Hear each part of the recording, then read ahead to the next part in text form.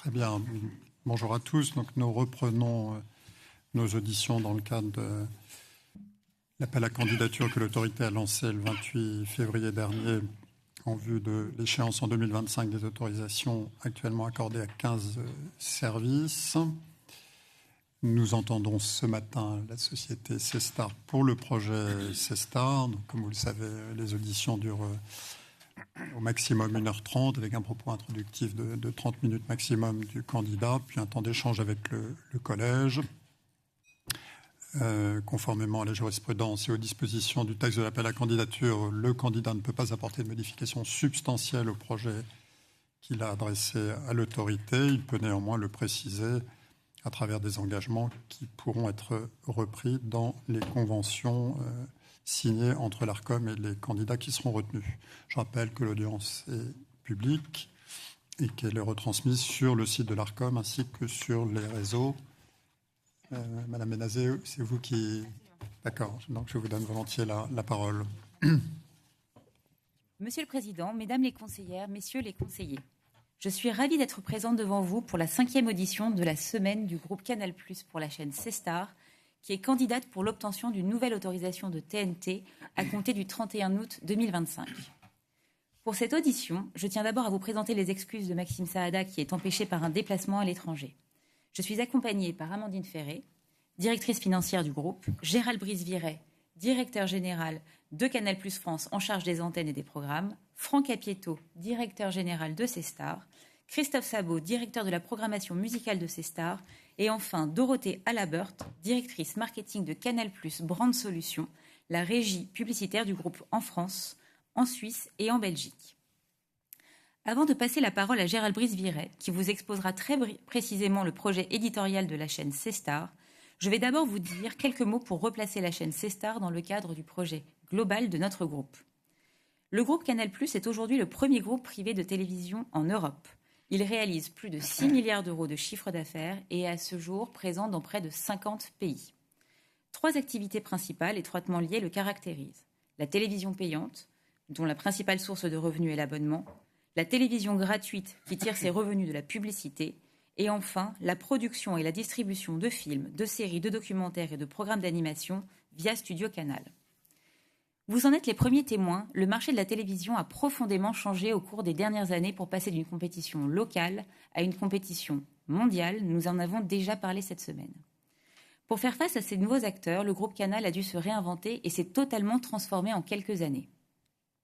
Nous vous avons décrit au cours des auditions précédentes les 3 piliers de notre transformation. Le premier pilier de cette transformation concerne le redressement économique. Nous vous avons indiqué à ce titre être désormais très proche de l'équilibre en France, tant sur notre pôle gratuit que sur le pôle payant, alors que nous perdions près de 400 millions d'euros sur les chaînes Canal+ et plus de 60 millions sur les chaînes gratuites en France en 2016. Je souligne d'emblée que la chaîne Cestar a trouvé son modèle économique depuis plusieurs années. Le deuxième pilier concerne l'accélération de la digitalisation du groupe, portée par notre plateforme propriétaire française MyCanal. Maxime Saada vous en a déjà parlé. Le groupe consacre des investissements annuels très significatifs au développement de notre plateforme, qui est désormais présente dans plus de 30 pays. Cette accélération vers la digitalisation est d'autant plus importante vis-à-vis du public plus jeune de Cestar qu'elle attire naturellement par sa promesse éditoriale. La dernière étape de la transformation de notre groupe est l'internationalisation.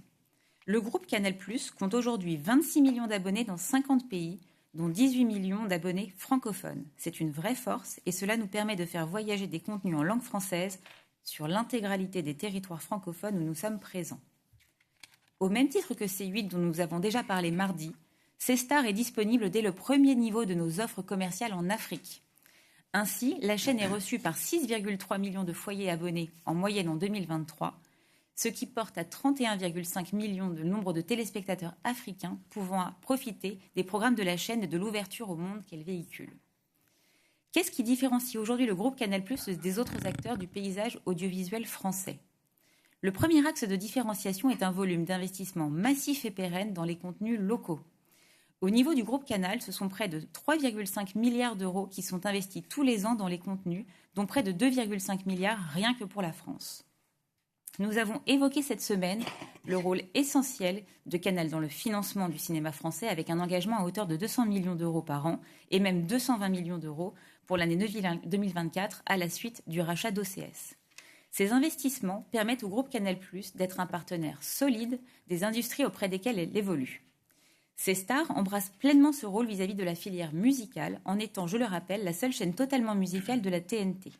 Gérald Brice reviendra sur sa promesse éditoriale plus avant, mais je tiens d'emblée à souligner que la chaîne consacre plus de 4500 heures de son temps d'antenne à une programmation musicale, soit plus de 51% de celui-ci.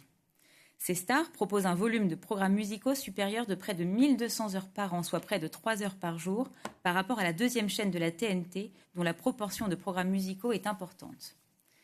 C-Star est attaché à cette signature musicale et vous l'avez vu dans notre dossier de candidature, nous souhaitons l'inscrire dans notre projet pour les prochaines années. Elle représente donc une offre musicale unique sur la TNT. Je note à ce titre que dans les nouveaux projets qui vous ont été présentés, beaucoup de thématiques sont envisagées, parmi lesquelles certaines déjà bien présentes en télévision, mais aucune ne se positionne directement sur cette thématique de la musique. Dans le cadre de sa programmation musicale, C-Star s'attache à garantir la diversité des genres musicaux et à favoriser l'émergence de nouveaux talents. C-Star fait aussi la promotion au quotidien des artistes célèbres ou émergents et d'événements culturels musicaux sur l'ensemble du territoire. Au-delà de la couverture des festivals en France, je citerai l'exemple récent de la couverture faite par C-Star de la Fête de la musique 2024, au cours de laquelle la chaîne a mis en avant de nombreuses initiatives locales répertoriées sur le site du ministère de la Culture. Ainsi, C-Star relaie en particulier dans son émission quotidienne des news musicales, communément appelées DNM, l'actualité du secteur de la musique et s'adapte plus largement aux événements de la société, par exemple avec une programmation spécifique lors du mois des fiertés, ou en ce moment même avec la parole donnée à plusieurs sportifs français dans le cadre des Jeux olympiques et paralympiques qui s'expriment sur leurs goûts musicaux. La chaîne est attachée à mettre en avant des programmes français et européens et se situe bien au-delà de ses obligations relatives aux quotas de diffusion. Avec 74% d'œuvres audiovisuelles européennes diffusées pour une obligation de 60%, dont 58% d'œuvres EOF contre une obligation de 40%. Il en va de même pour le volume de titres musicaux diffusés chaque année, où par exemple sur l'année 2022, nous nous situons à 3437, alors que l'obligation est de 2400. Notre deuxième axe de différenciation est de favoriser l'accès au contenu et à la culture, en particulier pour les plus jeunes.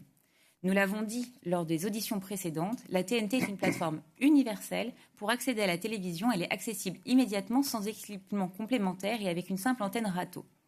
Au-delà de cet aspect technique, le groupe s'est fixé comme priorité de rendre ses offres plus accessibles, en particulier auprès des jeunes, que ce soit au travers d'offres spécifiques comme l'offre RA+, pour les moins de 26 ans que nous avons déjà évoquée, ou avec notre toute nouvelle offre nommée TV+, à 2 € par mois et qui permet de retrouver au sein d'une même plateforme l'intégralité des chaînes de la TNT et certains programmes de Canal+. S'agissant de C-Star, les jeunes plébiscitent cette chaîne qui leur parle et qui leur permet d'envoyer des dédicaces qui participent au côté positif, inclusif et bienveillant de la chaîne. À cet effet, nous avons noté qu'en 2023, sur l'ensemble des messages reçus à l'antenne, diffusés à l'antenne, 0,5 sont des demandes en mariage ou des acceptations, ce qui fait quelques centaines de mariages à notre actif, et 65% des dédicaces sont des messages d'amour ou d'amitié. Le groupe est également très investi dans l'accessibilité de ses programmes. Concernant C-Star, la chaîne rend accessible aux personnes sourdes et malentendantes plus de 40% de ses programmes chaque année, contre une obligation de 35% aujourd'hui.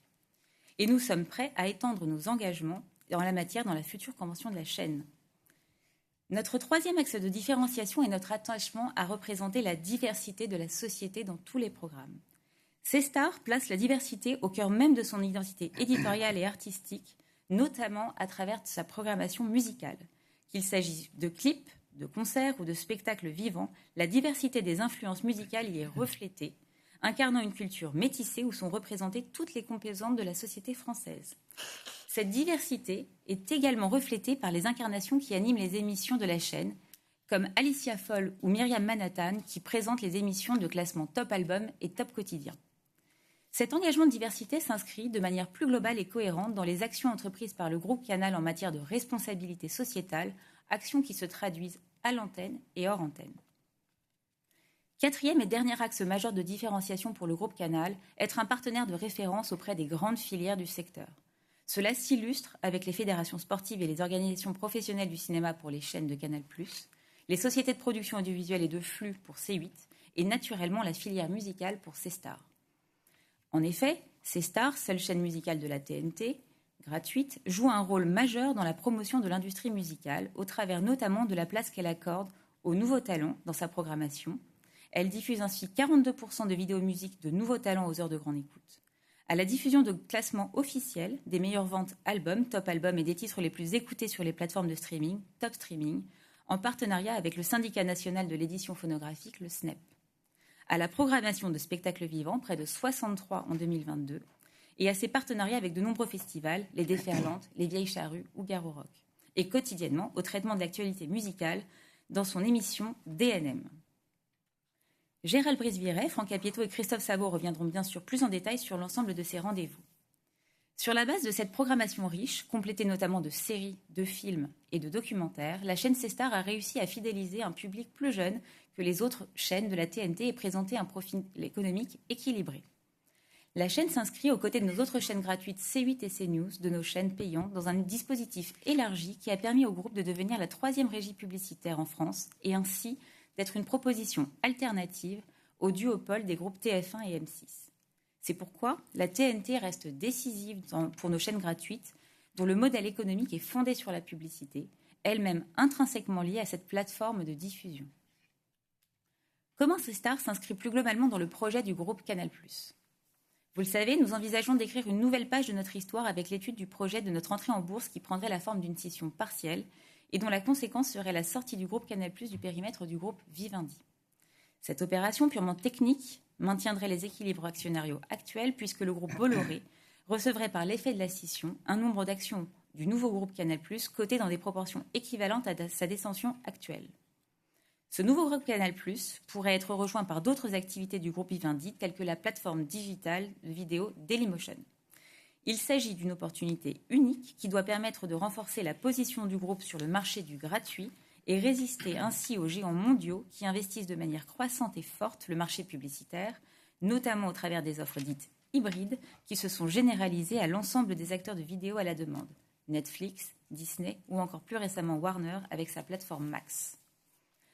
Face à cette concurrence exacerbée, le groupe s'appuie directement sur ses chaînes gratuites en complément de son activité payante.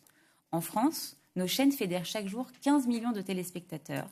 Nous l'avons dit, C8 est aujourd'hui la première chaîne de la TNT, CNews est depuis 3 mois la première chaîne d'information et C-Star est la première chaîne musicale gratuite.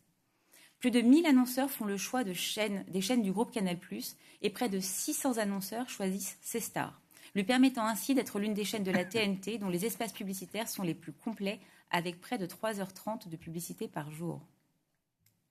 Ces résultats sont le fruit du travail réalisé par des équipes éditoriales de ces chaînes, mais aussi des équipes de la régie publicitaire dont le travail est reconnu par des acteurs tiers qui leur confient la commercialisation de leurs espaces publicitaires comme UGC, le groupe Discovery avec Eurosport et Warner, la chaîne RTL9 ou encore le groupe Free avec son offre Oki.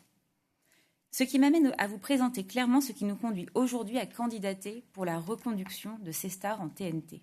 J'aimerais insister à cet égard sur la nécessité absolue pour le groupe Canal de pouvoir bénéficier de l'exposition offerte par la TNT, à la fois sur la TNT payante et sur la TNT gratuite. En effet, si je reviens sur le modèle économique de nos chaînes gratuites, il s'appuie exclusivement sur les recettes de publicité. Face au duopole que constituent TF1 et M6, notre régie Canal+ Brand Solutions a pu développer un savoir-faire, des outils, mais surtout une taille critique pour à la fois commercialiser de manière optimale l'ensemble de nos supports gratuits, comme payants, mais également relever les défis de la monétisation des contenus à l'avenir dans un environnement de plateforme hybride. Sa stratégie de monétisation s'appuie sur une offre de couplage lancée il y a 4 ans, nommée C8 Star+, qui regroupe les inventaires linéaires de C8, de C-Star et également de Canal+, offre rendue attractive auprès des annonceurs par sa puissance relative et surtout par la présence d'écrans ultra premium de la chaîne Canal+, juste avant la diffusion de films inédits ou de la Ligue des Champions par exemple. Au-delà de cette offre de couplage, c'est la capacité de la régie à commercialiser une offre dans toute sa diversité qui nous permet d'exister sur le marché en tant que 3e régie, certes mais à distance des 2 premières régies et en particulier à distance de la régie de TF1, dominante sur le marché. Nos chaînes gratuites, l'ensemble de nos chaînes payantes et thématiques, les inventaires digitaux de MyCanal et des supports tiers comme précédemment évoqué. La stratégie de notre régie et celle de notre groupe s'appuient ainsi sur 2 piliers. La télévision gratuite, qui apporte un socle de chiffre d'affaires et qui pèse aujourd'hui près de 60% des recettes de Canal+ Brand Solutions. Le digital et la télévision payante, qui apportent quant à eux un caractère premium essentiel. C'est une condition du succès actuel et futur pour les enjeux du groupe dans un monde où l'ensemble des plateformes ont lancé des offres hybrides associant souscription et publicité. De même que la TNT est indispensable au modèle économique de C-Star reposant sur la publicité, C-Star est indispensable comme nos autres chaînes gratuites pour la montée en puissance de notre régie publicitaire. Notre régie s'inscrit en effet plus que jamais au cœur de notre stratégie d'avenir pour le groupe, tant en France que pour nos autres géographies, afin d'être en capacité de répondre aux enjeux publicitaires de demain et de monétiser des offres hybrides, que ce soit en linéaire ou en délinéaire. Dans un contexte concurrentiel exacerbé où chaque jour voit naître un nouvel acteur proposant de la publicité, il apparaît donc nécessaire de maintenir un maximum de stabilité pour le secteur et en particulier pour le groupe Canal+, en conservant l'équilibre actuel entre autorisation de TNT payante et TNT gratuite. Avant de passer la parole dans un instant à Gérald Brice-Viret, je conclurai ainsi ces propos en vous rappelant à nouveau le caractère unique de la promesse éditoriale de la chaîne C-Star dans un paysage audiovisuel français et l'importance de cette chaîne dans la structuration de la filière musicale. Je vous remercie, Monsieur le Président, Mesdames les conseillères, Messieurs les conseillers de votre écoute et vous propose de regarder un film de présentation de la chaîne C-Star. C-Star, le son de toutes vos émotions. C'est parti. C-Star, c'est chaque année plus de 4500 heures de musique. On va revivre ensemble près de 40 ans de tubes en traversant plusieurs époques. Des émissions au top. Le top album, le classement officiel des meilleurs nombres d'albums en France. Le top streaming, le classement des titres les plus écoutés sur les plateformes de streaming. Salut à tous, c'est DNM, des news musicales en couleur et en stéréo.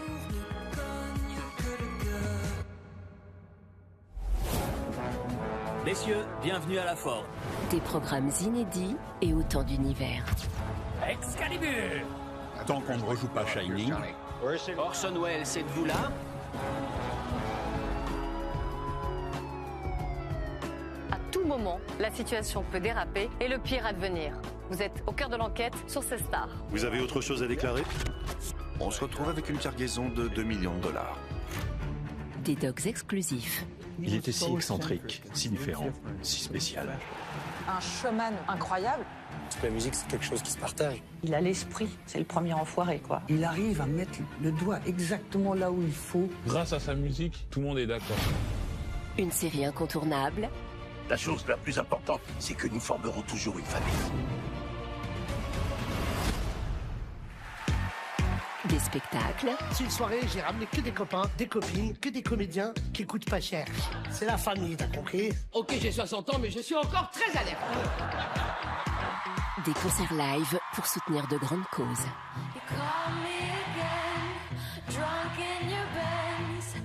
Un véritable festival pour vibrer tous ensemble. C-Star, première chaîne musicale de France. Monsieur le Président, Mesdames et Messieurs les conseillères et les conseillers, il s'agit de notre 5e audition de la semaine.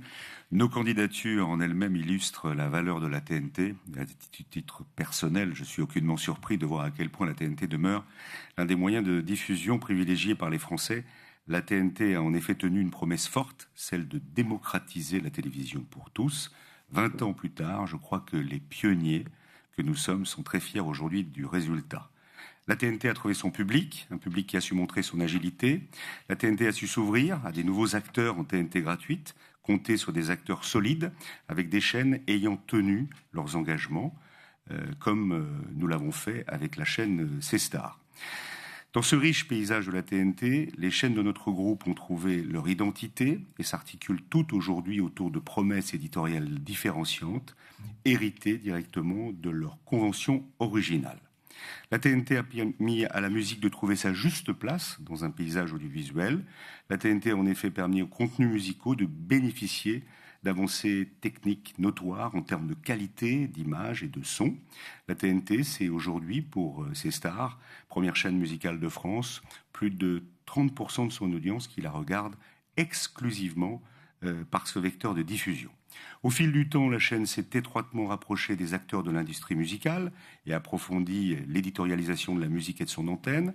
Ce positionnement est un succès, avec 5,5 millions de téléspectateurs tous les jours, près de 35 millions de téléspectateurs chaque mois. La chaîne a atteint également l'équilibre financier. Parmi les rendez-vous musicaux, ceux qui font l'ADN de la fréquence, sous l'égide de Christophe Sabot, nous avons élaboré une programmation très particulière et très unique à la chaîne. C-Star s'est engagé à diffuser au moins 375 titres différents. C-Star va au-delà et on diffuse 410 et diffuse 1556 artistes différents et notamment une programmation consacrée aux nouveaux talents. C'est dans son ADN. C-Star a ainsi contribué à l'émergence de la chaîne musicale de beaucoup de jeunes artistes qui ont depuis salué par le public et sont aujourd'hui des grands artistes. Je pourrais en citer au moins une cinquantaine, mais j'ai choisi d'en citer 3 qui ont émergé ces derniers mois. Pierre Demar, Zao de Zagazan ou Santa, que C-Star a contribué largement à faire connaître. C-Star va au-delà de la diffusion de musique, elle s'illustre par son éditorialisation unique. La chaîne édite de nombreuses émissions incarnées. Elles sont incarnées à 72% d'ailleurs par des femmes.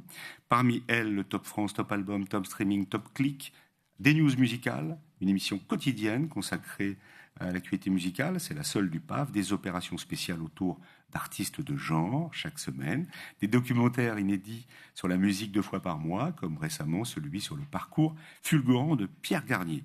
Et enfin des sessions live, les C-Star Sessions, qui ont permis déjà à une cinquantaine d'artistes de renom, comme Julien Doré, Madame Monsieur, Louane, Corneille, Camélia Jordana, de pouvoir s'exprimer sur notre antenne.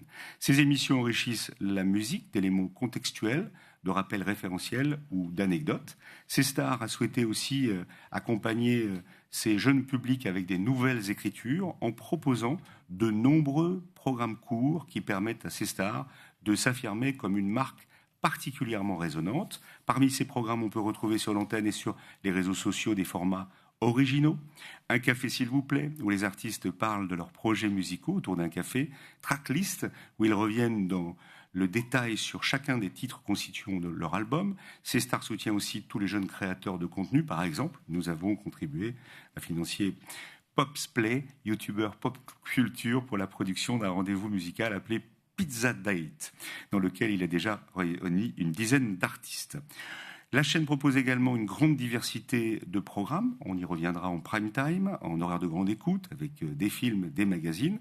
La chaîne proposera dès la rentrée une offre de documentaires et magazines renforcés, qui ont été préparés et mis en place et qui seront diffusés dès la rentrée de septembre. Franck Apieto y reviendra. La chaîne renforcera encore son offre à l'avenir. Actuellement, la convention de C-Star porte le nombre de spectacles vivants diffusés annuellement sur son antenne au nombre de 52. Nous vous signifions aujourd'hui être désireux de passer à la diffusion de 70 spectacles vivants et nous nous engageons à au moins diffuser la moitié de ces spectacles en concert ou en retransmission, soit une diffusion de 35 concerts par an minimum, diffusés en première et deuxième partie de soirée. C'est un engagement que nous pouvons prendre aujourd'hui. C'est un engagement qui s'inscrit dans notre désir d'utiliser notre fréquence TNT pour faire découvrir des moments d'exception au plus grand nombre de Français. Je laisse désormais la parole à Christophe Sabot, le directeur musical de la chaîne. Merci. Monsieur le Président, Madame le conseiller, Monsieur les conseillers, je me réjouis de vous présenter cette chaîne qui, comme vous avez été expliqué, est quand même une chaîne tout à fait particulière, singulière, et qui a un apport qui est absolument, je dirais, indispensable pour la filière musicale dans notre pays. Je la qualifierai aujourd'hui, c'est une chaîne qui est en gros une matrice, mais qui est une matrice musicale qui est pluriculturelle, comme nous l'avons expliqué. C'est une chaîne populaire, c'est une chaîne divertissante, c'est une chaîne qui est chaleureuse, c'est une chaîne qui est proche de son public, jeune, mais aussi familiale, et qui présente donc dans le quotidien et dans des moments qui sont des moments très identifiés, la musique dans toute son immense diversité, et c'est un vecteur de pop culture. C-Star est une marque avec un lien particulier avec son audience, notamment grâce à la présence de clips, une forme de Madeleine de Proust pour les plus âgés d'entre nous. C'est une chaîne qui, au travers de ses programmes musicaux, est principalement journée, est regardée, est écoutée, elle est partagée, en soutien d'autres moments d'activité. C'est pour ça qu'elle a une forme aussi particulière. C'est une chaîne qu'on consomme au réveil, c'est une chaîne qu'on peut consommer en parcourant ses mails, c'est une chaîne qu'on peut consommer à la maison, avec une autre activité, etc., etc. C'est une chaîne d'accompagnement, mais pas que. Sa fonction est clairement identifiée par une présence quotidienne qui est régulière. Quand vous regardez nos audiences, ceci en atteste. Cet attachement émotionnel envers ces programmes musicaux, c'est la résultante d'un équilibre qui est permanent entre l'hit des stars d'aujourd'hui, la découverte des nouveaux talents et la convocation des souvenirs, des chansons qui ont bercé des jeunesses. Cette recette de nouveauté et de nostalgie se renouvelle en permanence, elle rassemble et elle crée un lien qui est important, qui est un lien intergénérationnel. La vidéo n'a jamais été aussi présente qu'aujourd'hui, et pas que sur les supports digitaux. Depuis bien des années, la musique est devenue événementielle, mais aussi communautaire. Elle se commente, mais aussi elle se partage. C-Star a une place particulière dans cet environnement qu'on peut qualifier aujourd'hui d'éclaté. Notre savoir-faire d'agrégateur, la création de manière de nos playlists, nos modules quotidiens d'information musicale, les classements des meilleures ventes d'albums, des titres les plus streamés, mais aussi nos documentaires musicaux, nos journées spéciales, nos concerts, nos primes musicaux. La richesse de notre offre, dans sa grande diversité, nous positionne comme un acteur majeur, mais aussi engagé et résolument engagé pour la musique en France. La ligne éditoriale de C-Star est claire pour le public, des hits, des nouveaux talents et de la découverte pour les plus jeunes et des titres fondateurs pour les plus âgés qui n'ont des souvenirs, qui ne sont pas encore fanés. Ça vous donne en gros le profil de cette chaîne, qui est une chaîne, dont je redis, qui est une matrice culturelle, mais extrêmement large. Est-ce que vous voulez que je rentre dans les détails? Est-ce que j'ai un petit peu plus de temps ou on passe aux questions? On va s'arrêter là et on aura l'occasion de répondre à vos questions. Très bien, merci beaucoup pour cette présentation très claire et très complète. Je vais me tourner vers mes collègues, sûrement des questions à vous poser. Juliette Théry. Merci beaucoup de cette présentation. J'en ai une en fait qui me vient tout de suite à l'esprit, mais je ne dois pas être la seule. C'est en fait comment vous arrivez à conjuguer votre évolution d'audience, notamment dans votre dossier. Vous avez une ambition de multiplier par 2 votre audience en 4 ans ou 5 ans, 4 ans je pense, avec les plateformes musicales qui proposent une offre illimitée à la demande, qui peut être connectée à un appareil offrant un son supérieur à celui de la télé, même avec les... Et donc c'est véritablement cette question-là qui nous vient tout de suite à l'esprit. Et quel est l'intérêt pour vous de rester sur une plateforme, la TNT, encore une fois, qui offre une offre télévisuelle? Pour le moment, le passage en UHD est en cours pour certains services. C'était la question posée par mon collègue Hervé Gaucho hier. Mais quelle est l'ambition derrière? Et lorsque vous me parlez de lien intergénérationnel, quelle est aussi la tranche d'âge que vous arrivez à atteindre dans vos audiences? Alors, parler des ambitions de la chaîne, d'abord, cette chaîne ne peut pas exister sur la TNT. Car, comme vous le savez, il y a de nombreuses chaînes musicales en payant et on peut s'en réjouir dans notre paysage audiovisuel. Avec Christophe, nous avons créé les chaînes MCM, moi-même Énergie Hit, moi-même RFM, mais il faut un abonnement pour pouvoir accéder à ces chaînes. Et là, on propose une chaîne musicale qui est gratuite pour toute la population française, premièrement. Deuxièmement, depuis le début de l'année, il y a une nouvelle manière de fonctionner en termes d'audience avec Médiamétrie et sont comptabilisées toutes les écoutes et les téléspectateurs de la chaîne. Et nous avons une chance incroyable avec C-Star, c'est la chaîne que l'on retrouve le plus dans les télévisions, des magasins, des centres commerciaux, de partout vous retrouvez cette chaîne, puisque c'est une télévision qu'on aime regarder dans des lieux publics. Donc nous avons accru en termes d'audience sur les 25-49 depuis 2 ans. Et nous allons accentuer, maintenant que nous avons trouvé l'équilibre, la programmation de prime time. L'objectif était, avec la musique, 50% de musique, 51% de musique et 49% d'autres programmes, de trouver l'équilibre financier. Maintenant que nous l'avons, avec une audience sur les 25-49 autour de 1,5 points, même si on vend la totalité des audiences 25-49 avec C8, avec CNews et Canal+. Là, on progresse petit à petit et nous avons une ambition pour les programmes de prime time, avec notamment des nouveaux magazines qui seront mis en place à partir de la rentrée, avec 2 cases magazines qui vont nous permettre d'aller chercher notamment les 25-49 et plus. Voilà pour la stratégie. On pourrait la développer avec Dorothée, peut-être, qui pourrait confirmer le plan d'affaires. Oui, tout à fait, Monsieur le Président, Mesdames les conseillères, Messieurs les conseillers. Au niveau de la hausse des recettes publicitaires de ces stars, elle est liée effectivement à la progression d'audience. Alors, sur la progression, on passerait plutôt de 1,6 de part d'audience 25-49 à 1,9% de part d'audience 25-49. Et le deuxième point, en fait, c'est la stratégie, comme on en a parlé, de monétisation, qui s'appuie sur le couplage de C8 Star+, dont on vous a évoqué ce matin et dans les dernières auditions. Cette offre, elle est attractive évidemment par rapport à sa puissance relative, mais aussi par rapport à sa complémentarité. Ces stars, c'est un profil jeune, on l'a dit, en termes de chaîne, ce qui nous permet d'être complémentaires à la fois avec C8 et avec Canal+, qui a un profil plus CSP+. L'effet combiné de cette progression d'audience et de cette stratégie de couplage, ça va nous faire progresser notre part de marché brute et on va mieux monétiser notre audience. C'est ça qui va aussi avoir un effet sur la hausse de nos revenus publicitaires. Le deuxième effet qui est essentiel également, c'est que cette hausse publicitaire, elle se portera également sur la forte croissance de nos revenus digitaux, puisqu'on va développer nos inventaires digitaux sur l'ensemble des environnements et en télévision segmentée.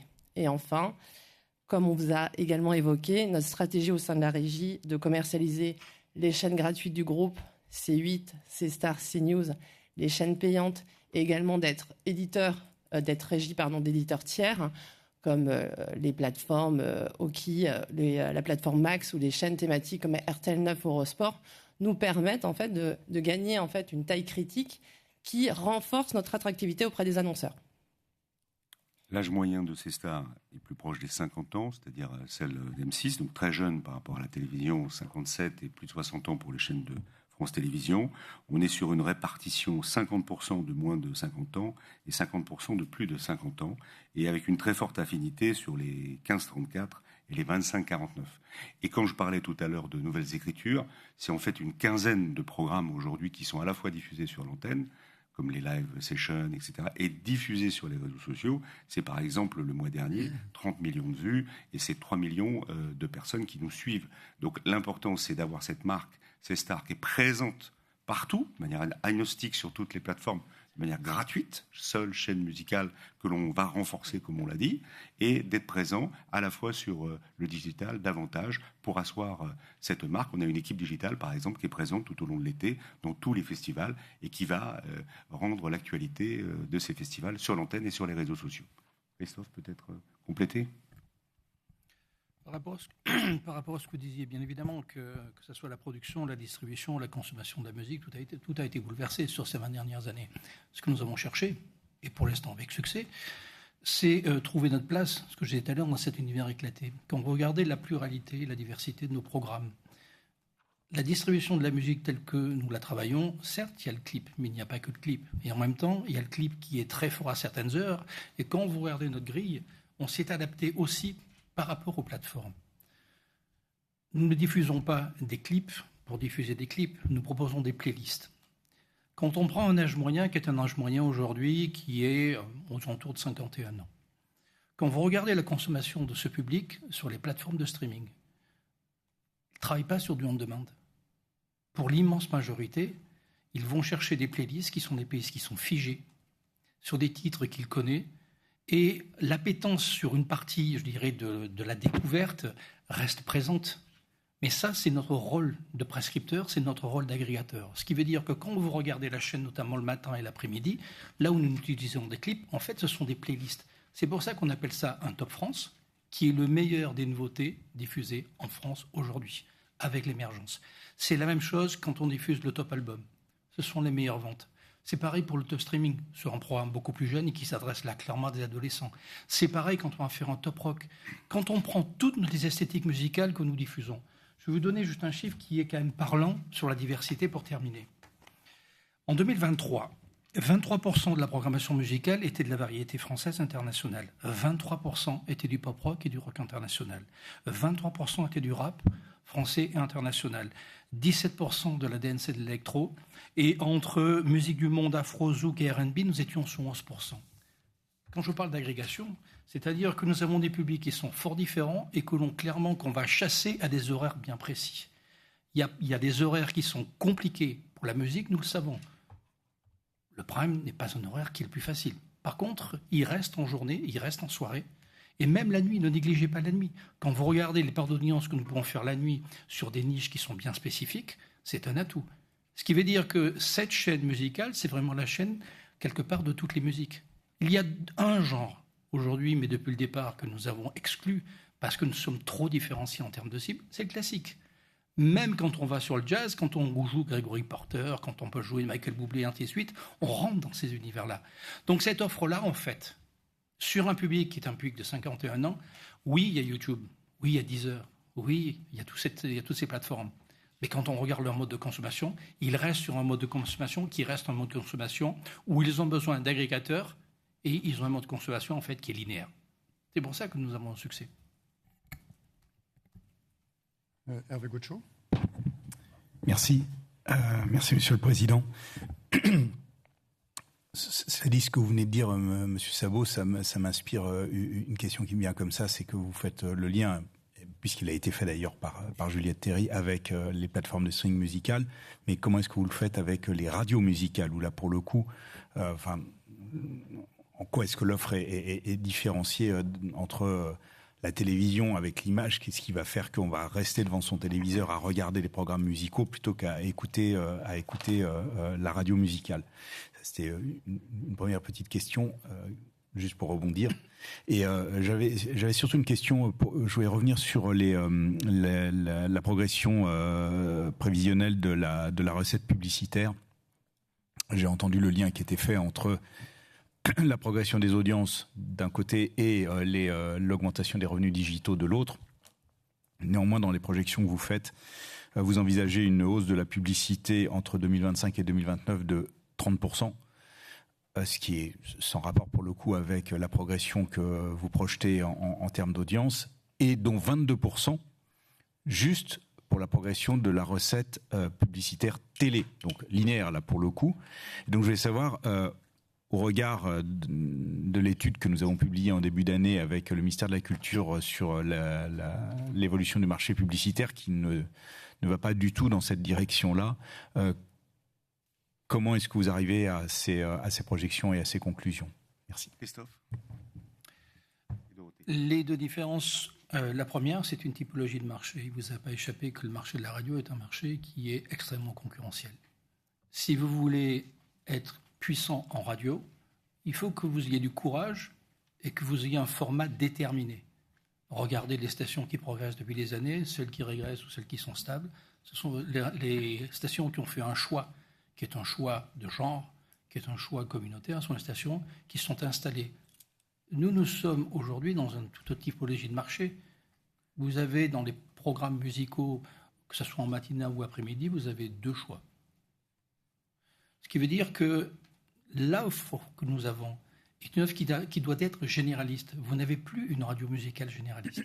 Ce qui veut dire que ça nous permet justement de pouvoir travailler au travers des genres musicaux, au travers des esthétiques, ainsi de suite. La deuxième chose, c'est le pouvoir de l'image, et notamment sur les plus jeunes. Pourquoi nous sommes performants aujourd'hui sur les 15-34 ? Parce que je prends mon téléphone, je vais sur YouTube ou sur une plateforme, et il faut que j'aille chercher au titre, ou alors il faut que je fais mes playlists. Quand je viens sur C-Star et que je prends par exemple le top streaming, je sais qu'en 26 minutes ou en 52 minutes, je vais avoir le top 20 des titres les plus écoutés et donc mes titres que je préfère. C'est ça notre force, c'est cette agrégation. Vous voyez ? Ce sont ces deux différences. Et que l'image, clairement, par rapport à la radio est majeure. La deuxième, c'est que nous n'avons pas, on va dire, pardon pour le terme, mais le côté un peu invasif de temps en temps de l'animation radio. Nous sommes beaucoup plus en retrait. Et j'ai rajouté un troisième point, c'est que nous enregistrons le programme. Par exemple, quand Guillaume Lassalle fait les DNM, vous avez des atouts qui sont quand même extrêmement performants par rapport à la radio. Simplement, pour ajouter effectivement, au-delà de la qualité des œuvres audiovisuelles et des clips qui sont proposés, des audiences extrêmement puissantes. En TNT, C-Star, le samedi et le dimanche matin, est la 3e chaîne nationale en France. Donc il y a des audiences et une attente très forte sur la musique, contrairement à d'autres qui ont peut-être voulu proposer moins de musique. Nous, on dit il en faut, justement. Il y a une attente très forte en France sur la musique, et c'est un véritable succès, au-delà de ce qu'on pensait en termes d'audience. Et pourquoi on passe de 1,7 à 1,9, on vous a expliqué, et Dorothée, sur les 25-49, et Dorothée va ajuster ses propos et expliquer pourquoi on progresse en termes de chiffre d'affaires. Alors, sur la partie la progression de l'audience, effectivement, on est autour de 25%. En fait, c'est déjà 25% de l'attractivité par rapport à ce que vous disiez, monsieur le conseiller. On a aussi un effet, en fait, on imagine en fait qu'on a une marge de progression en termes de prix grâce à notre couplage et aussi au fait qu'il y a de la présence de jeunes sur ces stars, ce qui fait que c'est une cible, on le sait, qui est de plus en plus rare en télévision et qui peut effectivement se vendre de plus en plus aussi, qui peut avoir une marge de progression pour la vendre plus cher.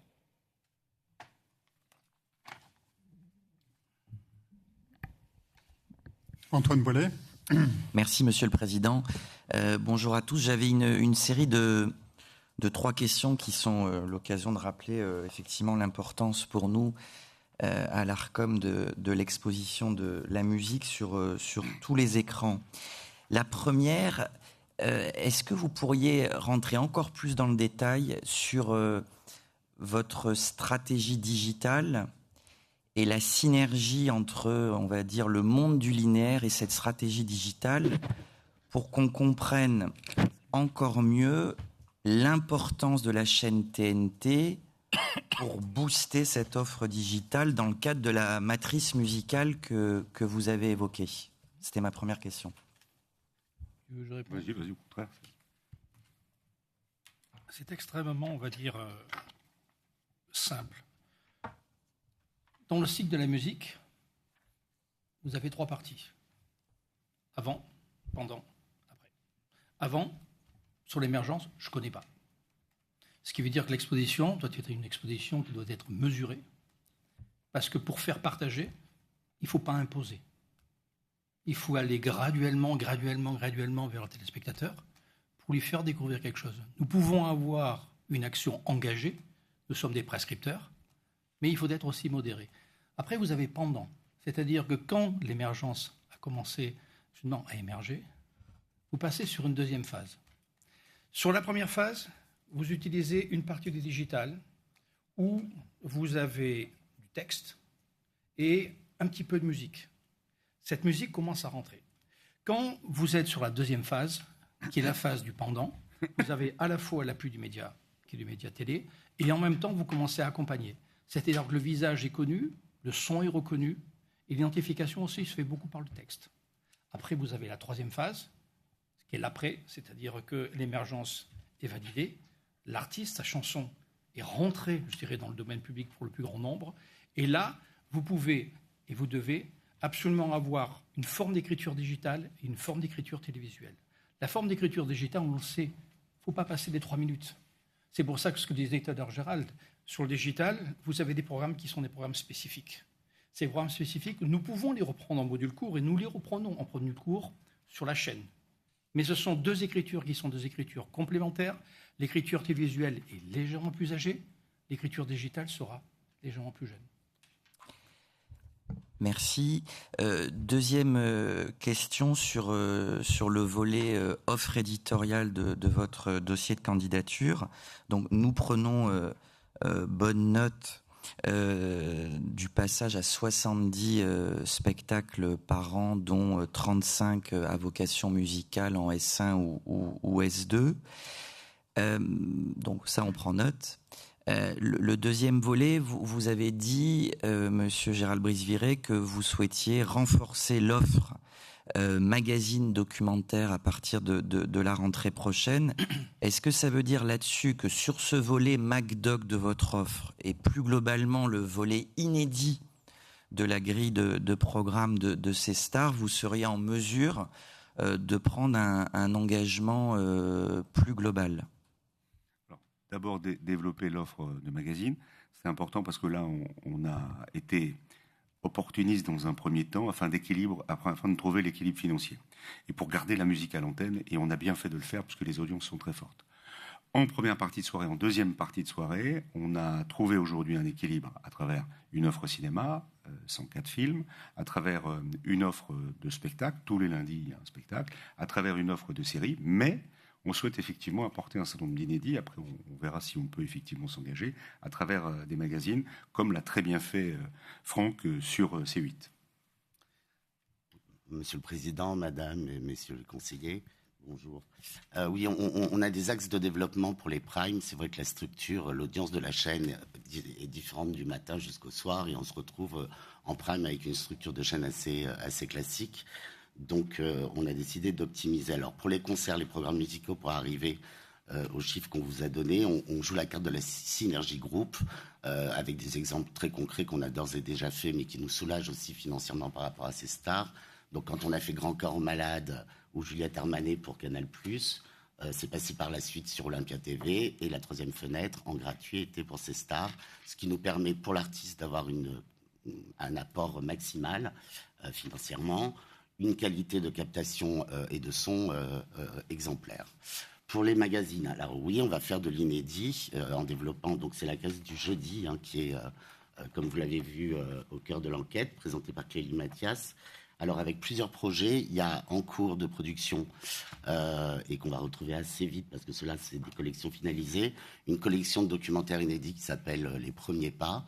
Donc on suit des jeunes gens, des jeunes femmes, qui rentrent dans un nouveau métier, le premier jour de leur nouveau métier, et puis après, la façon dont ils peuvent s'insérer dans leur nouveau cadre professionnel.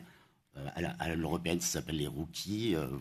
Nous on appelle ça pour l'instant premier pas. Donc on suivra les jeunes recrues dans ces différents écosystèmes. Alors évidemment des écosystèmes qui ressemblent à la ligne éditoriale aujourd'hui du cœur de l'enquête, donc le SAMU, la police, les pompiers, mais on pourra l'étendre à toutes sortes de métiers si la collection séduit nos téléspectateurs. Une seconde collection sur les femmes d'action. Donc là, c'est un peu comme les jeunes recrues, mais on focus sur les femmes qui rentrent dans des métiers. Aujourd'hui, on trouve, et tant mieux, des femmes dans tous les métiers, que ce soit carrière militaire, carrière policière, chez les pompiers aussi, mais pilotes de ligne. Enfin voilà, on suivra des femmes qui aujourd'hui ont des métiers à haute responsabilité ou à risque. Une collection sur les héros de la route, tous les gens qui conduisent des convois exceptionnels le soir très tard, enfin des métiers qui sont un peu exceptionnels et qui utilisent les structures routières de la France pour des convois qu'on soupçonne même pas dans notre quotidien, et qui sont absolument nécessaires pour différentes activités, y compris aussi ce qu'on appelle les anges gardiens de la route. C'est tous ceux qui interviennent en cas de difficultés routières majeures. On va se pencher sur la gastronomie. On est en train, alors ça c'est au stade de pilote, donc ça sera pour un peu plus tard dans la grille, avec un personnage assez haut en couleur, si je puis dire, qui s'appelle le Grand Gaulois, et qui évidemment prône le savoir-faire culinaire français, le patrimoine culinaire français, mais aussi la proximité, la saisonnalité de la cuisine, donner des conseils et des recettes, et quelque chose évidemment d'assez généreux et gourmand. Là, nous en sommes qu'au stade de pilote. On va se pencher, alors ça sera pour l'automne. On a eu un succès sur la chaîne avec Enquête paranormale. Là, on a développé une collection qui s'appelle Légende, qui va revenir sur les grands mythes et les grandes légendes et les grands mystères de la France. Donc la bête de Gévaudan, tout ce qui fait un peu les mythes et mystères de la France, la forêt de Brocéliande, évidemment. Et puis, pour l'été prochain, on a eu un succès avec Bienvenue au camping, qui était en fait un rachat de stock d'une production faite par TF1, qu'on a décidé de développer en propre et en inédit pour les primes de ces stars. Et ça sera donc plutôt pour pour la belle saison, donc l'été prochain. En tous les cas, tout ce qui permettra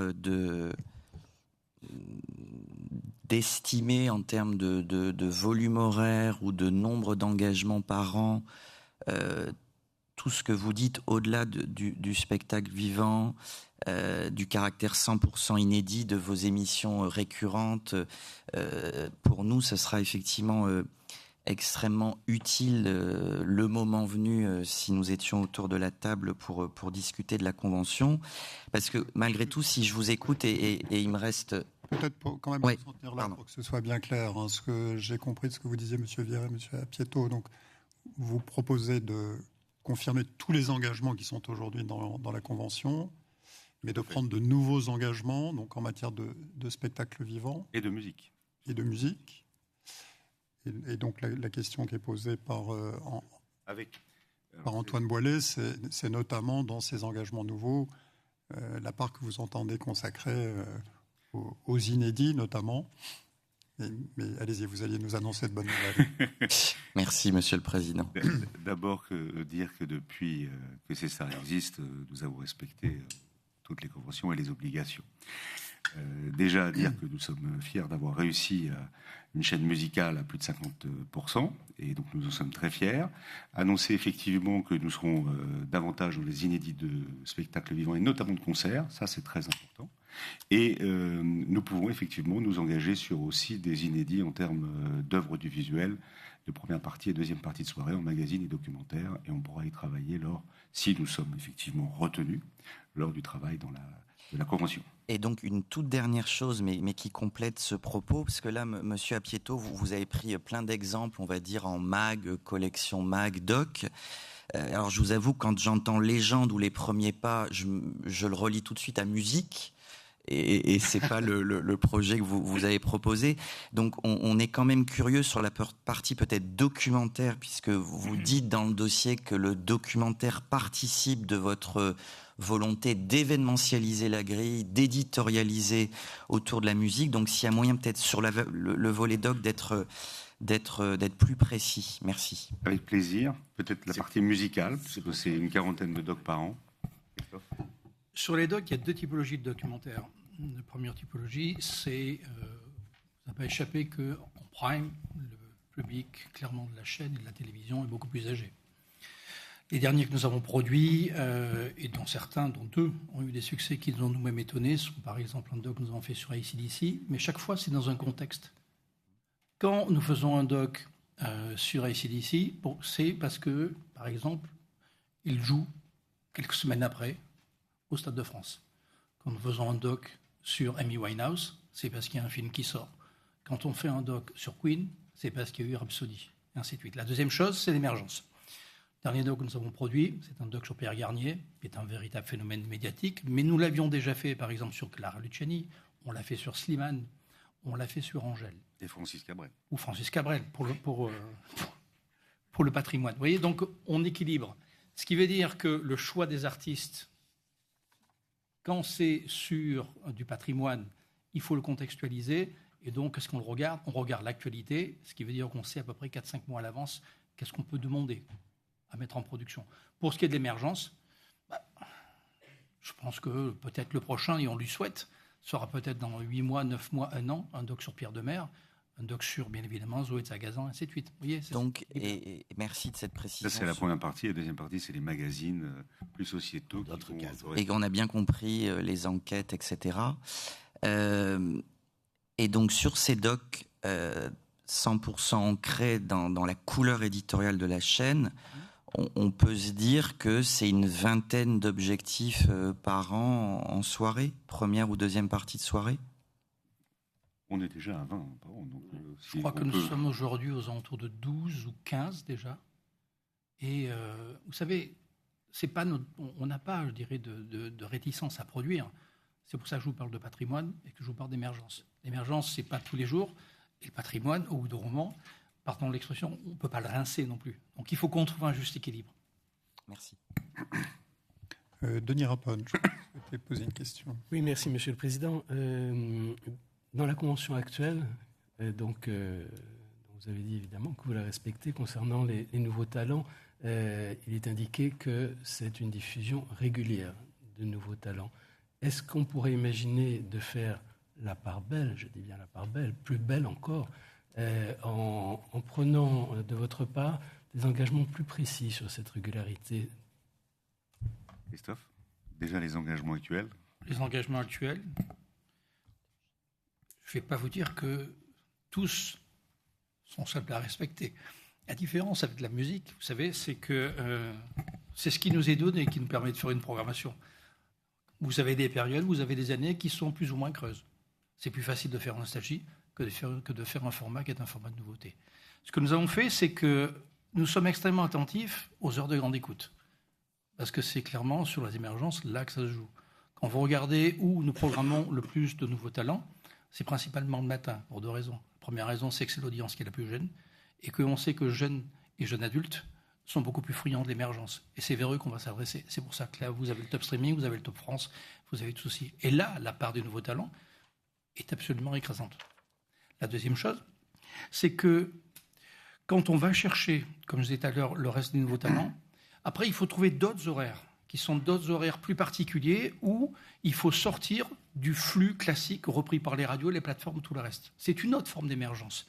C'est pour ça qu'en soirée, et même certaines fois, je vous disais tout à l'heure, ne négligeons pas la nuit. Nous avons des thématiques qui sont extrêmement pointues. Quand on va développer du rock, quand on va même sur du métal, parce que c'est aussi, il y a des nouveaux talents dans tous les genres, dans la musique du monde, dans l'urbain, ces thématiques-là, qui sont des thématiques complexes à construire, nous ne pouvons pas les mettre en journée. On le sait, puisque là, on serait sur un public qui serait un public qui n'est pas disponible. Donc, on étage. Vous avez une forte concentration le matin dans les heures de grande écoute. Vous avez une deuxième concentration qui est juste avant l'access. Vous avez là aussi des nouveaux talents. Et vous avez une troisième concentration qui sont en troisième partie de soirée et après la nuit, où là, vous avez des thématiques qui sont extrêmement pointues. Ce qui veut dire qu'en fait, l'émergence, elle est toute la journée, sur toute la chaîne, 24 heures sur 24.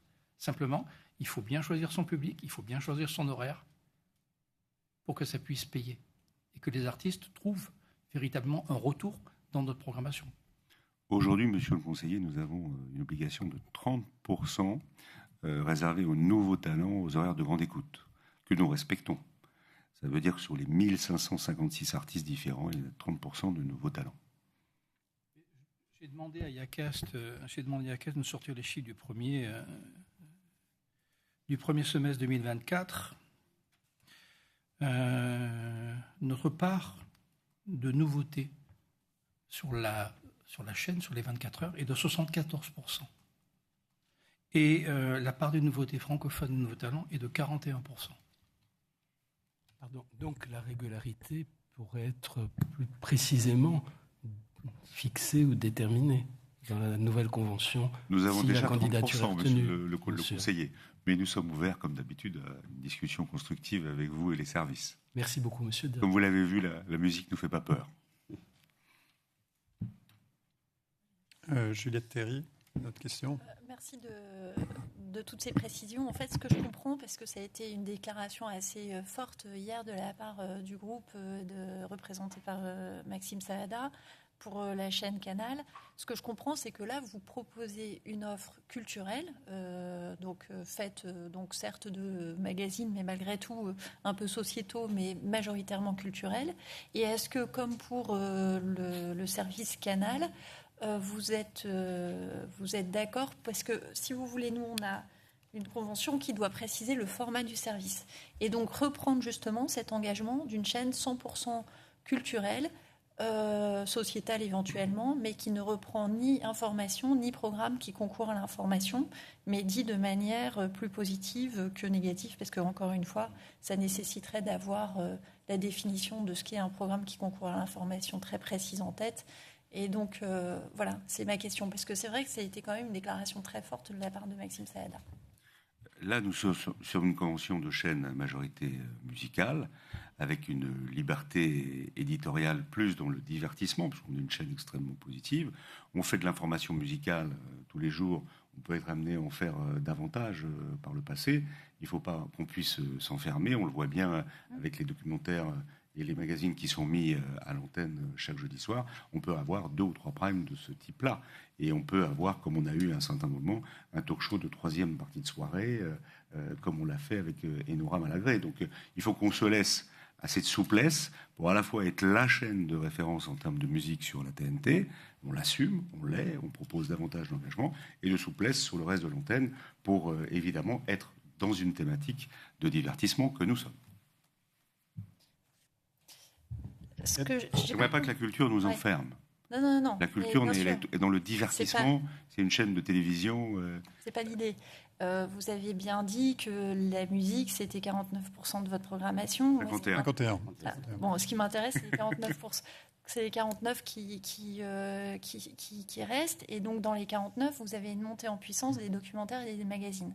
Et donc, est-ce qu'on reste dans l'idée générale d'avoir une chaîne culturelle, musicale, pas que musicale, parce que pour le moment, la Convention parle d'une chaîne musicale. Donc, nous, on est tout à fait ouverts. Mais vous voyez bien, on n'est pas dans l'idée, comme je dis, de ne pas avoir de programme d'information. On est dans des programmes, comme vous l'avez très bien dit, d'information musicale, et ça rentre tout à fait dans le format qu'on envisage. Donc, c'est ça la question. En fait, avec le recul, quand on a lancé ces stars, Europe 2 TV à l'époque, je pense, Christophe, qui pensait qu'une chaîne musicale allait être rentable et allait trouver sa place. C'est le mix, et je vous remercie, puisqu'on était à 75% de musique, on est aujourd'hui à 51%, et on ne souhaite pas baisser, c'est de trouver un bon équilibre économique. Si on devait demain lancer une fiction quotidienne, parce que aujourd'hui on diffuse beaucoup de programmes achetés en Europe ou aux États-Unis, on pourrait lancer une fiction quotidienne. Je ne veux pas qu'on s'enferme sur les 49% pour pouvoir s'ouvrir sur toutes sortes d'émissions et tous les genres de la télévision. Si on faisait par exemple un jeu pour trouver les talents de demain, qu'on ne s'enferme pas en tout cas. Donc vous seriez ouvert, mais tout est dans la rédaction. Exactement. Hervé Gaucho.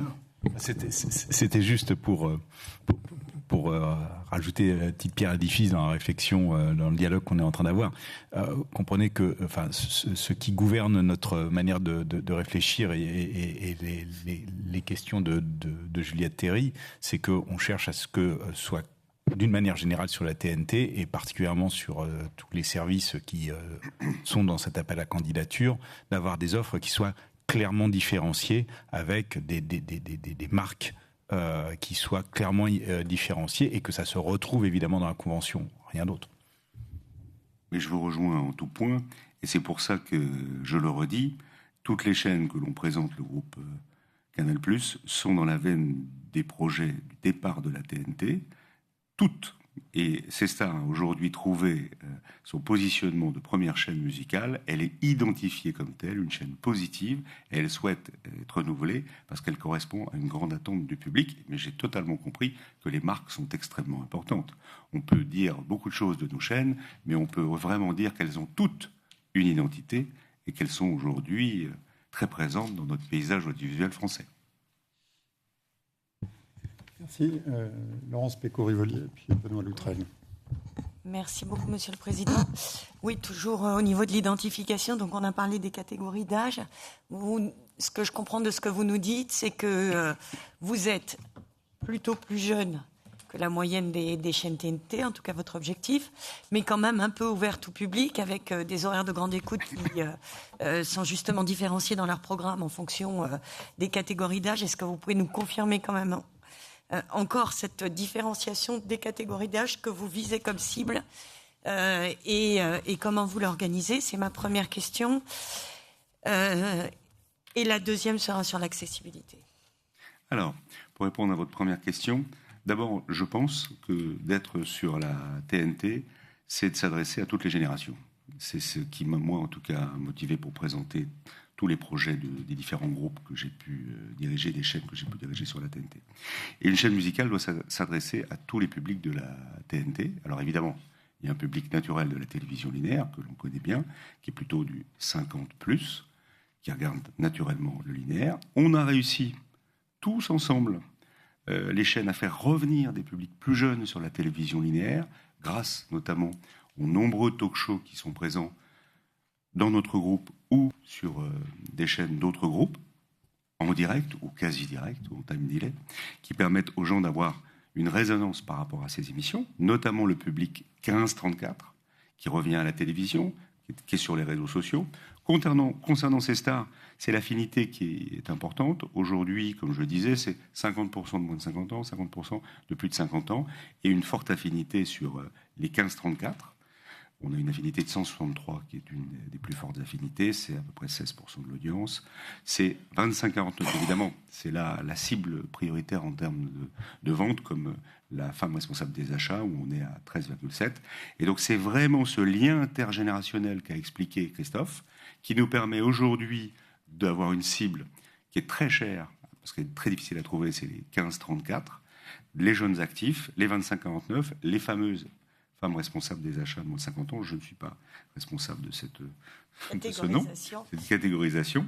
Et évidemment, les 50+, 60+, qui sont partout sur la télévision, mais qu'on est content d'avoir, ce qui crée ce lien intergénérationnel. C'est quand Christophe parle des nouveaux talents, et je lui parlais tout à l'heure de Francis Cabrel, parce que Francis Cabrel, on réunit évidemment beaucoup de monde en horaire de grande écoute, et on fait 700 000 téléspectateurs. Donc c'est très, très ciblé par rapport à la programmation musicale. La programmation musicale n'est pas la même le matin que l'après-midi, comme l'a expliqué Christophe. Donc c'est important de le dire. Et je le redis, la chaîne est leader, troisième chaîne nationale le matin, le samedi et le dimanche. Sur l'accessibilité. Oui, parce qu'effectivement, les engagements d'accessibilité tels qu'ils existent dans la convention actuelle, je crois que c'est 35% sous-titrage et quelques programmes audio descrits, mais très peu.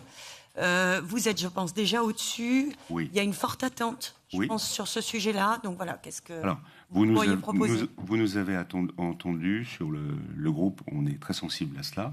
Et on pense, en tout cas moi je le pense, qu'à partir du moment où on est présent sur la TNT, on se doit de s'adresser à 100% des Français, et notamment à peu près 5 ou 6 millions de nos concitoyens. Donc, nous proposons de passer de 5 programmes en audiodescription à 25, sachant que nous sommes déjà à 20 en 2023, donc on propose d'aller un peu plus loin. Sur le sous-titrage, en fait, on s'est posé la question avec Christophe et Franck et les équipes pour savoir si on devait sous-titrer les vidéos musiques. C'est la question qu'on doit se poser quand c'est des vidéos musiques en anglais, est-ce qu'on doit les sous-titrer en français ? Donc c'est une excellente... À part dans les émissions de karaoké, où évidemment elles sont toutes sous-titrées. Donc là, nous proposons de passer de 35 à 45%. Merci. Benoît Loutrel. Merci. Je voudrais revenir un peu sur le sujet que je vais lancer en premier, qui effectivement qui interpelle spontanément en se disant mais tiens, comment on fait une chaîne musicale dans un monde où on a ces mastodontes de plateformes numériques musicales, où là on ne parle plus du tout d'échelle nationale, mais ni même européenne. On est passé à l'échelle mondiale. Alors je trouvais ça très très intéressant de vous écouter, parce que vous transmettez assez brillamment la passion qui vous anime. Et donc je vais vérifier que j'avais bien compris. C'est-à-dire que moi, ce que j'entends, c'est que autant on dit parfois il y a la convergence entre l'espace TNT et le numérique. Là, en fait, c'est pas du tout ça. C'est le contraire. C'est vous dites il y a un espace à occuper sur les angles morts de ce que savent faire les plateformes, et ils existent. Et il y a un savoir-faire humain d'éditorialisation qui sait faire ça bien mieux qu'un algorithme qui finalement, comme en intelligence artificielle, on l'a dit hier, on peut avoir des hallucinations. Donc quand on met juste le fil algorithmique d'une plateforme de partage vidéo, on n'est pas totalement toujours satisfait. Enfin, il manque une espèce de signature humaine. Est-ce que c'est ça que vous exprimez, ou est-ce que je n'ai rien compris ? Je vais vous donner un exemple. C'est exactement ça. J'ai fait partie des bêta-testeurs de Spotify quand ça s'est lancé en France. C'était il y a un certain temps. J'ai changé depuis 11 fois de profil. Parce qu'on m'envoie toujours la même chose. Alors, je suis scanné, j'ai bien compris. Mais en même temps, je voudrais aussi découvrir autre chose. Tu es un jeune senior, c'est pour ça. Oui, c'est pour ça. Oui. Et ce qui veut dire que oui, l'agrégateur, le prescripteur que nous sommes, humain et supérieur, est absolument essentiel. Et pour compléter ça, j'étais dans un groupe de radio, le groupe Énergie, quand les streamers sont arrivés, etc. On a eu très peur que les radios ne trouvent plus leur place. On voit les radios musicales vraiment être des précurseurs par rapport à ces plateformes-là. Et c'est pareil avec la télévision, avec l'avantage d'avoir l'image. Si vous voyez l'artiste, il y a une proximité et on voit cette consommation sur tous les écrans, et il y a de plus en plus d'écrans. Donc c'est pour ça qu'on est extrêmement confiant dans l'avenir de ces stars. Pardon, juste pour rebondir, mais en même temps, pour le coup, vous êtes obligé d'être très généraliste, puisque vous ne vous adressez pas à une personne en particulier, mais à un public. Donc ça complique un peu votre travail humain. Différent, le matin, l'après-midi et le soir, et c'est toute la composition musicale. On a la chance d'avoir Christophe Sabot qui a monté toutes les radios en France depuis les années 80 et qui connaît parfaitement le formatage, c'est comme ça qu'on dit, musical de la chaîne. Bénédicte Lesage. Merci, Roch-Olivier. Je voulais aller dans votre optique d'aller chercher un public plus jeune, qui est plus difficile à conquérir sur la télévision, vu leur pratique numérique principale. Et on sait que ce public est très attentif aux questions d'environnement pour une grande partie de ce public jeune. Qu'est-ce que vous proposez au niveau de la chaîne, donc en linéaire, sur cette thématique pour ce public particulièrement intéressé par cette thématique et par l'environnement? Et par ailleurs, on a, quand on fait des études, 70% des Français qui sont intéressés par les questions environnementales. Comment vous répondez au niveau de la chaîne sur cette question-là? Bien sûr, je compléterai. Sur les questions d'environnement, c'est évidemment quelque chose de très important pour ces stars.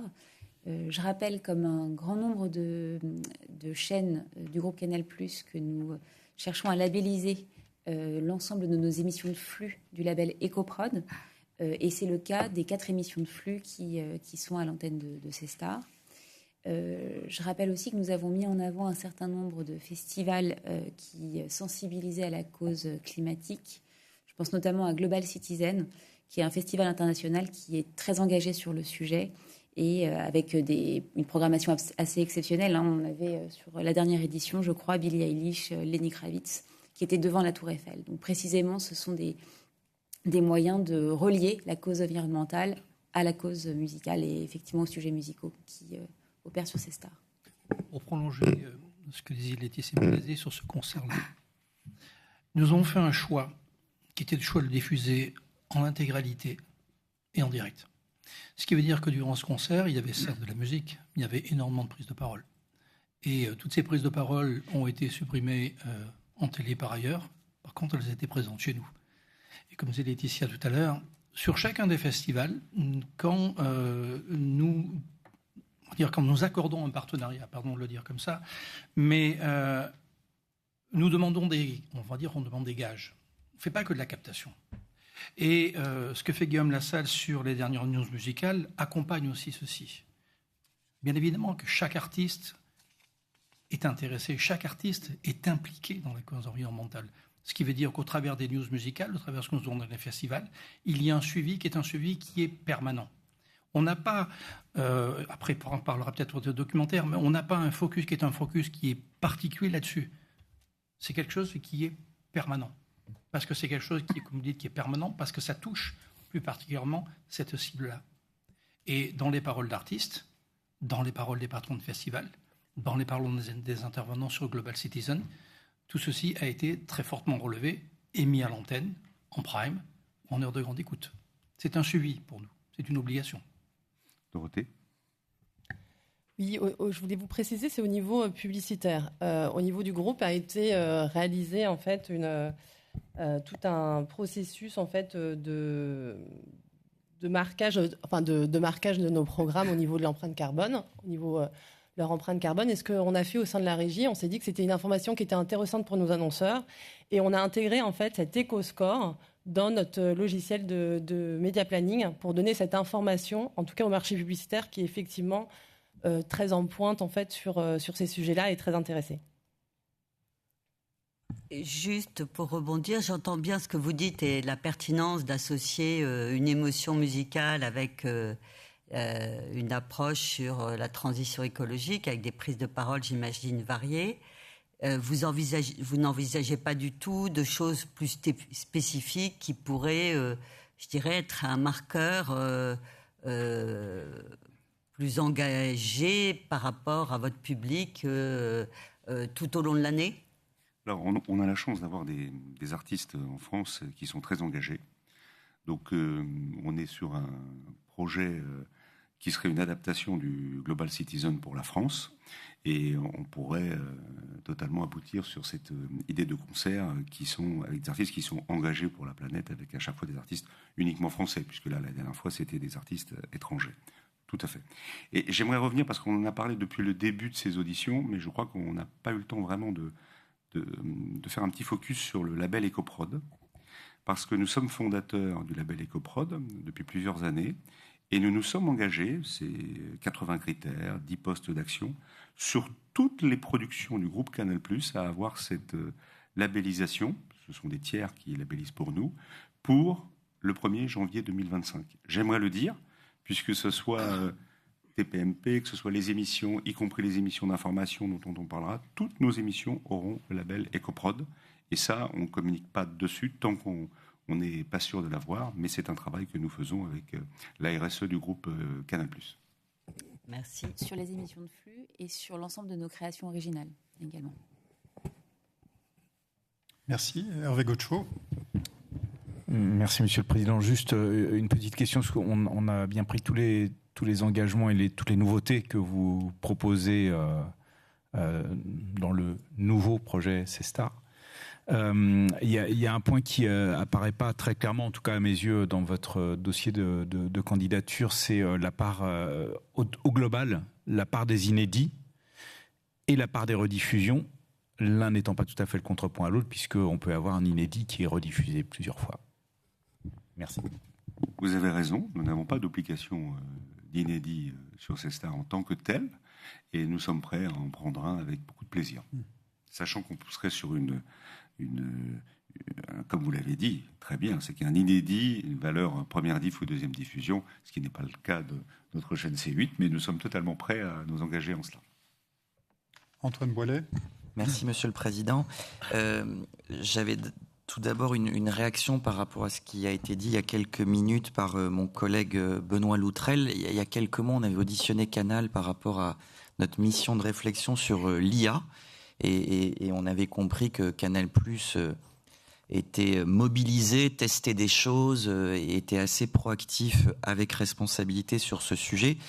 Ma question, c'est, si j'ai bien compris, il n'y a pas du tout d'IA au niveau de ces stars pour aller repérer les nouveaux talents de la musique en France et à l'étranger. Ça, c'était ma première petite question. Et la deuxième, mais comme ça vous pourrez enchaîner, on a beaucoup évoqué cette semaine le rôle de Canal au cœur de l'écosystème des talents. Est-ce que vous pourriez rentrer un petit peu plus dans le détail sur comment ces stars participent de cette politique groupe plus globale sur les talents de la musique et peut-être aussi de l'humour? Merci. Je te laisse la deuxième partie. L'IA, non. Pour toutes les raisons que nous avons expliquées précédemment. J'avais bien compris. Un agrégateur, c'est un agrégateur humain. Et aujourd'hui, confier notre programmation, je ne suis pas certain. Je ne vais pas vous cacher que, je ne sais pas comment vous le dire, mais on a joué avec. On a joué une demi-heure. Puis on a laissé tomber. Je passe la parole à Franck Cappietto. Avant de lui laisser la parole, lui dire que c'est vrai que Franck fait partie des créateurs de Comédie, qui était directeur général de Comédie, qui est une chaîne très importante sur l'humour, qui est très appréciée parmi les chaînes payantes, je tiens à le préciser ici, et que l'humour fait partie de notre ADN chez Canal+ depuis très longtemps. Comédie, Canal+, et je te passe la parole pour savoir comment les artistes viennent sur nos différents supports, les chaînes. Alors ça dépend un peu de la notoriété de l'artiste. C'est vrai qu'il y a des artistes qui viennent dans le groupe par la grande porte, j'ai envie de dire, c'est Canal+, avec une captation faite pour le payant, qui reste sous droit un certain temps, mais qui par la suite bénéficie évidemment à Comédie Plus et par la suite à C-Star, voire C8. Mais le rôle aussi de C-Star et de Comédie, c'est de développer des artistes qui ne trouveraient pas forcément dans un premier temps leur place en prime sur Canal+, sur C8, mais qu'on capte aussi pour ces antennes et qui nous permet de les développer jusqu'à ce que l'artiste devienne un succès, même si je pense à Ahmed Silla, on a été les premiers à le capter, diffuser sur C8, et il a fait plus d'1 million de téléspectateurs de la première diffusion en prime, et la valeur d'Ahmed a considérablement augmenté après cette diffusion auprès de tous les diffuseurs. Donc nous, on cherche vraiment, et on a aujourd'hui Canal+, C8, C-Star, Comédie, la possibilité de développer et de chercher tous les talents dès leur premier pas sur scène. Et à l'inverse, est né sur C8 et C-Star les duos de l'impossible, avec Jérémy Ferrari depuis 10 ans. C'est né sur la TNT. Et pour le 10e anniversaire, à l'inverse, le show des 10 ans sera diffusé sur Canal+, en exclusivité pour nos abonnés. C'est un cadeau de Jérémy et toute sa bande pour les 40 ans de Canal+. Donc à l'inverse est vrai aussi. C'est un écosystème très vertueux. Mes chers collègues, est-ce que vous avez d'autres questions que vous souhaiteriez poser? Non. Madame la secrétaire générale, est-ce que vous avez quelque chose à ajouter, peut-être en conclusion de cette audition? Merci pour votre écoute. Et vive la musique. Merci beaucoup. Merci à vous.